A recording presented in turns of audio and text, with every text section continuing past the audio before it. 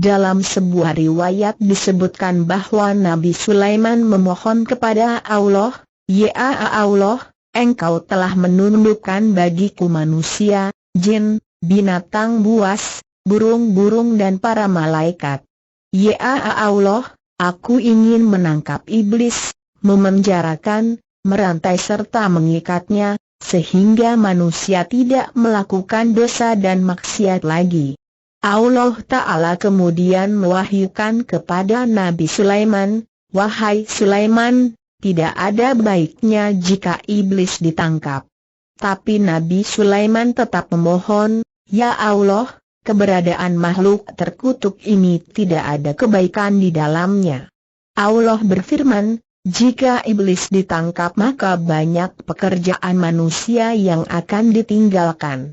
Nabi Sulaiman berkata, "Ya Allah, aku ingin menangkap makhluk terkutuk ini selama beberapa hari saja."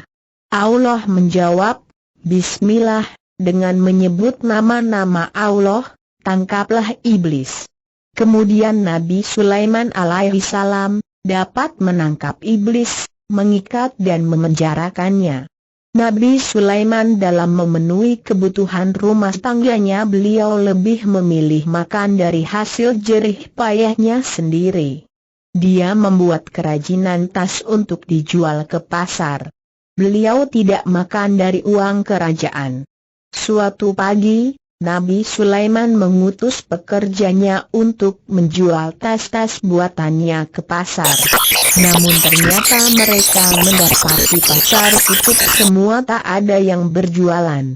Lalu mereka memberitahukan hal itu kepada Nabi Sulaiman alaihissalam. Nabi Sulaiman bertanya, "Apa yang telah terjadi?" Pekerjanya menjawab, "Kami tidak tahu."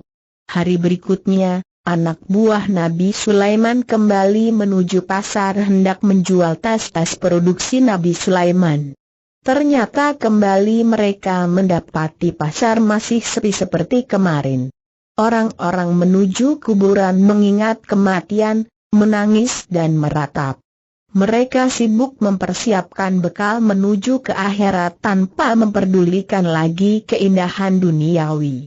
Nabi Sulaiman AS yang heran dengan sikap masyarakat itu lalu bertanya kepada Allah, "Ya Allah, apa yang sebenarnya telah terjadi? Kenapa orang-orang tidak bekerja mencari nafkah?"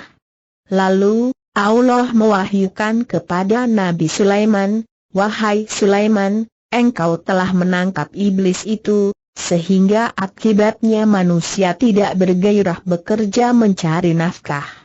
Bukankah sebelumnya telah kukatakan kepadamu bahwa menangkap iblis tidak mendatangkan kebaikan?"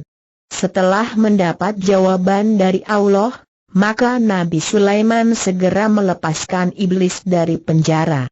Keesokan harinya, orang-orang kembali ke pasar, mereka membuka kiosnya masing-masing. Orang-orang kembali bersemangat bekerja mencari harta dunia untuk makan dan memenuhi kebutuhannya. Jadi ternyata kalau tidak ada iblis yang menggoda, memberikan angan-angan, kehidupan manusia juga kacau.